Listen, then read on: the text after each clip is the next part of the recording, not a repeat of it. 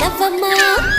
తీయగా కొమ్మ ఒళ్ళో పున్నగ పువ్వలే నవ్వమ్మ హరి విల్లుగా నవ్వుతూ ఉంటే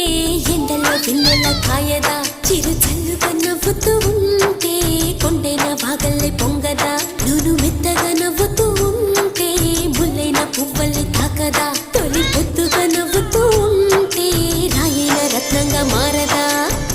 హాయిగా అమ్మ ఒళ్ళో చిన్నారి పాపల్లే నవ్వమ్మ తీయగా కొమ్మ ఒళ్ళో పున్నగ పువ్వలే నవ్వమ్మ